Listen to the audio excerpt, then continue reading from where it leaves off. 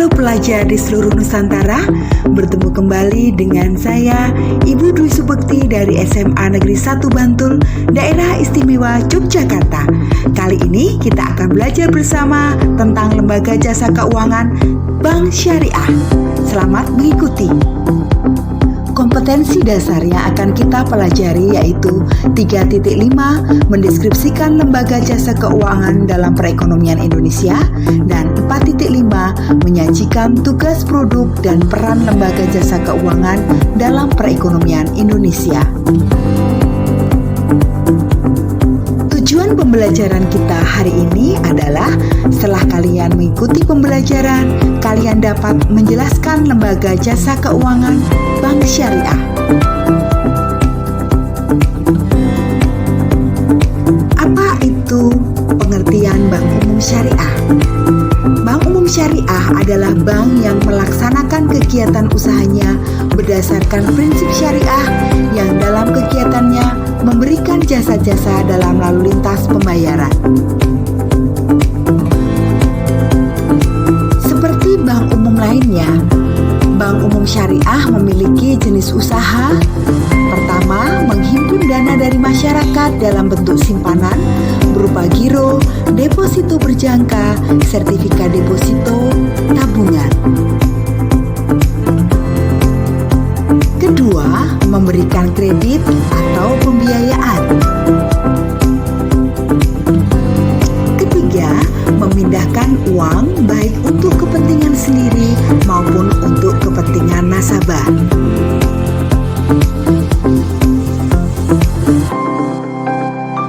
Keempat, menyediakan tempat untuk menyimpan barang dan surat berharga. Dan kelima, melakukan penempatan dana dari nasabah kepada nasabah lainnya dalam bentuk surat berharga yang tidak tercatat di bursa efek.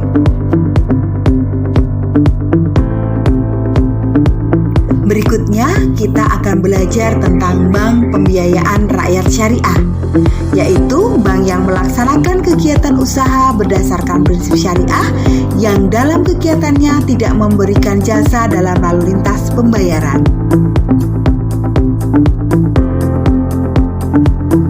Jenis usaha Bank Pembiayaan Rakyat Syariah diantaranya menghimpun dana dari masyarakat dalam bentuk simpanan berupa deposito berjangka, tabungan, dan atau bentuk lainnya yang dipersamakan dengan itu. Memberikan kredit, menyediakan pembiayaan dan penempatan dana berdasarkan prinsip syariah sesuai dengan ketentuan yang ditetapkan oleh Bank Indonesia,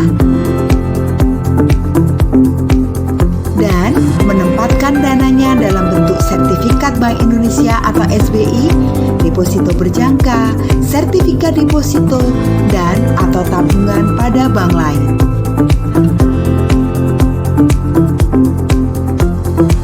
Berikut kita akan belajar tentang apa perbedaan bank konvensional dan bank syariah.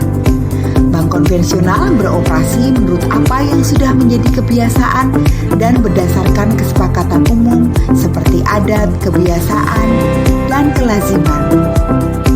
Sedangkan bank syariah beroperasi sesuai dengan prinsip-prinsip syariah Islam, khususnya yang menyangkut tata cara bermuamalah secara Islam.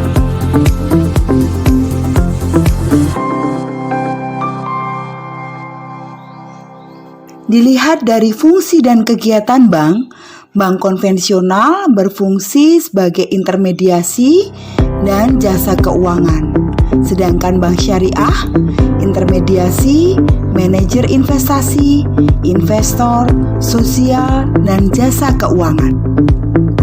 Dilihat dari prinsip dasar operasi, bank konvensional bebas nilai, uang sebagai komoditi, dan bunga. Sedangkan bank syariah tidak bebas nilai karena berdasarkan prinsip Islam, uang sebagai alat tukar dan bukan komoditi, bagi hasil jual beli dan sewa.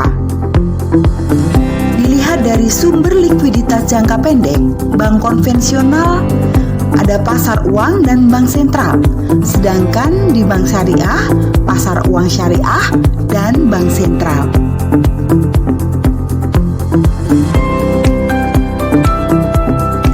Dilihat dari risiko usaha, bank konvensional, risiko bank tidak terkait langsung dengan debitur.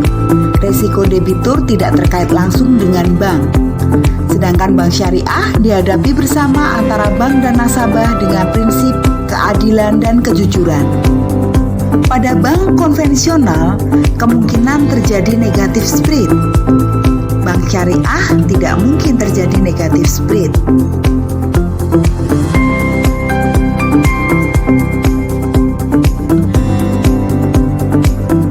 Dilihat dari struktur organisasi pengawas, bank konvensional ada Dewan Komisaris, sedangkan bank syariah, Dewan Komisaris, Dewan Pengawas Syariah, dan Dewan Syariah Nasional. Jenis bank syariah ada dua, yaitu Bank Umum Syariah atau BUS dan Unit Usaha Syariah atau UUS. Bank Umum Syariah atau BUS yaitu bank syariah yang dalam kegiatannya memberikan jasa-jasa dalam lalu lintas pembayaran. Sebagai contoh, Bank Muamalat Indonesia, Bank Syariah Mandiri, Bank BNI Syariah, Bank Syariah BRI, Bank Syariah Mega Indonesia. Sedangkan unit usaha syariah atau UUS adalah unit kerja dari kantor pusat bank umum konvensional yang berfungsi sebagai kantor induk dari kantor cabang syariah dan atau unit syariah. Bank umum yang memiliki unit usaha syariah sebagai contoh Bank Danamon, Bank Permata, Bank CIMB Niaga, Bank DKI, dan BPD Jawa Timur. Berikut ini kita akan belajar tentang perbedaan antara sistem bunga dengan bagi hasil.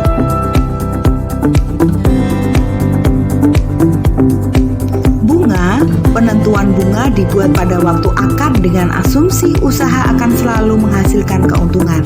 Sedangkan bagi hasil, penentuan besarnya rasio atau nisbah bagi hasil disepakati pada waktu akad dengan berpedoman pada kemungkinan untung rugi.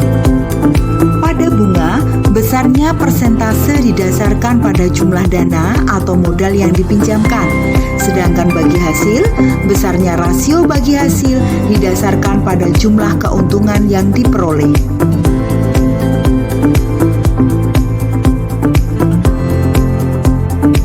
Pada bunga dapat mengambang atau variabel dan besarnya naik turun sesuai dengan naik turunnya bunga patokan atau kondisi ekonomi. Sedangkan bagi hasil, rasio bagi hasil tetap tidak berubah selama akad masih berlaku kecuali diubah atas kesepakatan bersama. Pembayaran bunga tetap seperti yang dijanjikan tanpa pertimbangan apakah usaha yang dijalankan peminjam untung atau rugi. Sedangkan pada bagi hasil bergantung pada keuntungan usaha yang dijalankan. Bila usaha merugi, kerugian akan ditanggung bersama. Pada bunga, jumlah pembayaran bunga tidak mengikat sekalipun keuntungan naik berlipat ganda.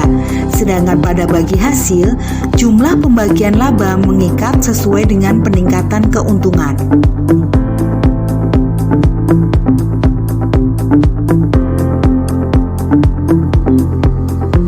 Pada bunga, eksistensi bunga diragukan kalau tidak dikecam oleh semua agama. Sedangkan pada bagi hasil tidak ada yang meragukan keabsahan bagi hasil.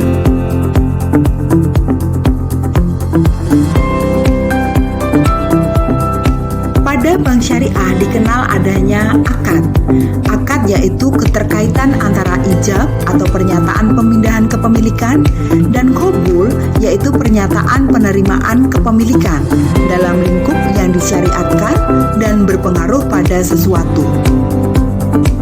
Akad transaksi bank syariah terdiri dari akad tijarah dan akad tabaruk.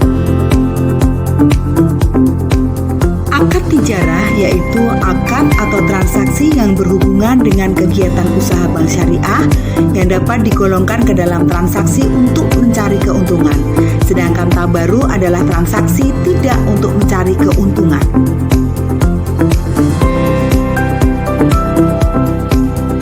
Dalam melakukan kegiatan, bank syariah memiliki prinsip antara lain sebagai berikut. Mudharabah yaitu pembiayaan berdasarkan prinsip bagi hasil atau penyertaan modal.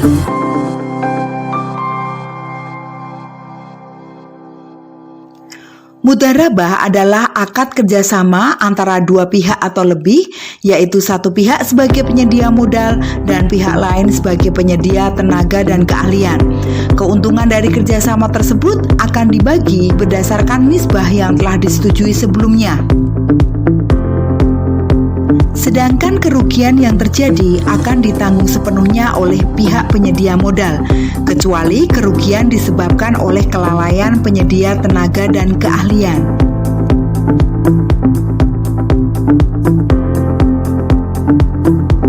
Prinsip berikutnya adalah murabahah atau pembiayaan dengan prinsip jual beli barang dengan margin. Murabahah adalah akad pembiayaan suatu barang dengan menegaskan harga belinya kepada pembeli dan pembeli membayarnya dengan harga yang lebih sebagai keuntungan yang disepakati.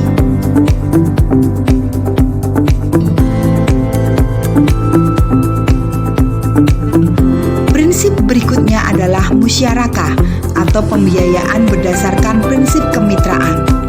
Musyarakah adalah akad kerjasama di antara dua pihak atau lebih untuk suatu usaha tertentu yang masing-masing pihak memberikan porsi dana dengan ketentuan bahwa keuntungan akan dibagi sesuai dengan kesepakatan, sedangkan kerugian ditanggung sesuai dengan porsi dana masing-masing.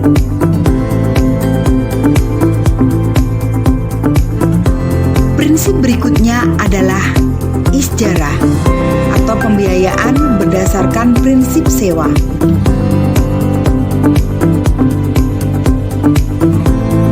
Ijarah adalah akad penyediaan dana dalam rangka memindahkan hak guna atau manfaat dari suatu barang atau jasa berdasarkan transaksi sewa tanpa diikuti dengan pemindahan kepemilikan barang itu sendiri.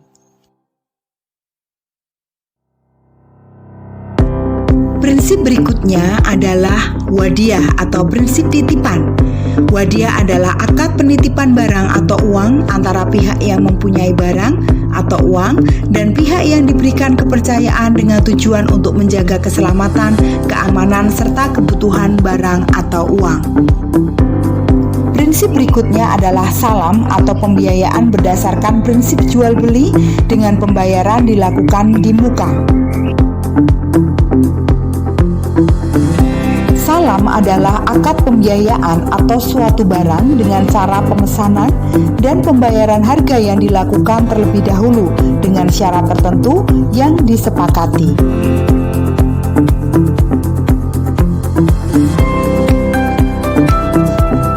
Ihtisna yaitu pembiayaan berdasarkan prinsip jual beli dengan pesanan. Istisna adalah akad pembiayaan barang dalam bentuk pemesanan pembuatan barang tertentu dengan kriteria dan persyaratan tertentu yang disepakati antara pemesan atau pembeli dan penjual. Atau qard adalah pinjaman uang. Qard adalah akad pinjaman dana kepada nasabah dengan ketentuan bahwa nasabah wajib mengembalikan dana yang diterimanya pada waktu yang telah disepakati.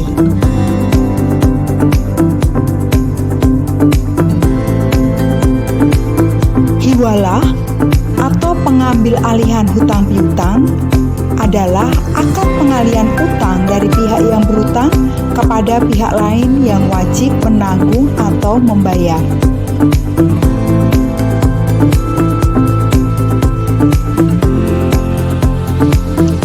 Prinsip berikutnya adalah kafalah atau penjaminan. Kafalah adalah akad pemberian jaminan yang diberikan satu pihak kepada pihak lain, di mana pemberi jaminan bertanggung jawab atas pembayaran kembali utang yang menjadi hak penerima jaminan.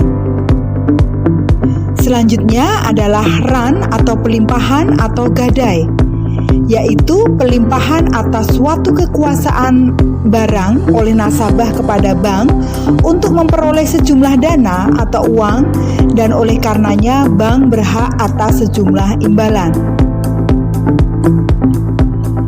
prinsip yang terakhir yaitu wakalah atau perwakilan, yaitu pelimpahan kekuasaan atau pekerjaan dari nasabah kepada bank, dan atas jasanya tersebut bank berhak meminta imbalan tertentu.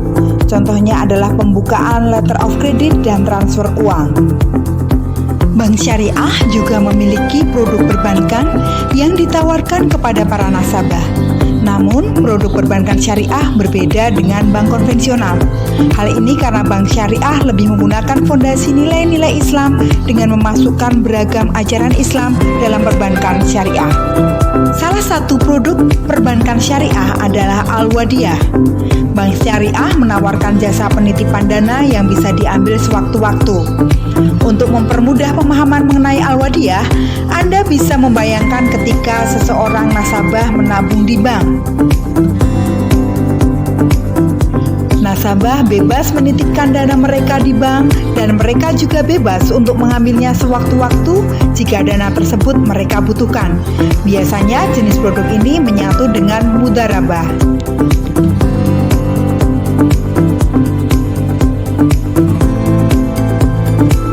Produk berikutnya adalah deposito mudharabah. Bank syariah menyediakan produk deposito mudharabah.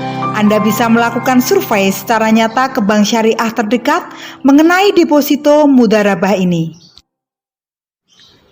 Anda bisa menemui produk deposito mudharabah ketika Anda menyimpan dana di bank atau menabung dalam jangka waktu tertentu. Perihal jangka waktu tertentu inilah yang menyebabkan diperlukan suatu akad mudharabah sehingga terjadi bagi hasil antara nasabah dan pihak perbankan yang tercantum dalam persentase. Produk berikutnya adalah Bai Al-Murabahah. Biasanya jenis produk Bai Al-Murabahah digunakan ketika konsumen mengajukan pinjaman konsumsi kepada pihak perbankan. Pihak perbankan melakukan pembelian barang yang diinginkan nasabah untuk dijual kepada nasabah dengan menggunakan dasar berupa akad Bai Al-Murabahah.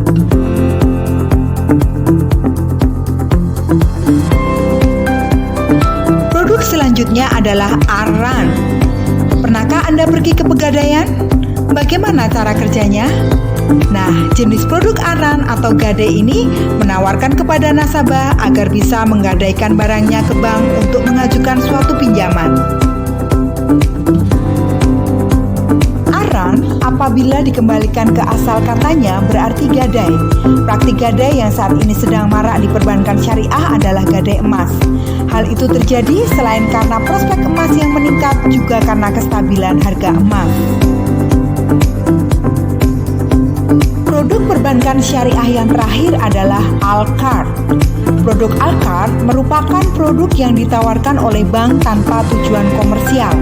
Artinya, ketika pihak nasabah membutuhkan dana tanpa adanya suatu imbalan atau bunga, maka pihak perbankan mengkhususkan produk ini. Oleh karena itu, sejak awal akad, produk Al-Qard ini tidak diperuntukkan untuk tujuan komersial. Nah, anak-anak, setelah mengetahui produk perbankan konvensional dan syariah, selanjutnya Anda bisa memilih untuk menggunakan produk perbankan yang paling cocok dan menguntungkan. Ada hal-hal yang perlu diperhatikan dalam memilih produk perbankan yang ditawarkan, seperti tingkat suku bunga yang ditawarkan oleh pihak bank. Demikian anak-anak pembelajaran kita hari ini tentang bank syariah. Mudah bukan? Terus pelajari, terus semangat, jaga kesehatan, dan ingat, ekonomi itu mudah. Jangan lupa ya, like and subscribe. Terima kasih. Kita bertemu kembali dalam video selanjutnya.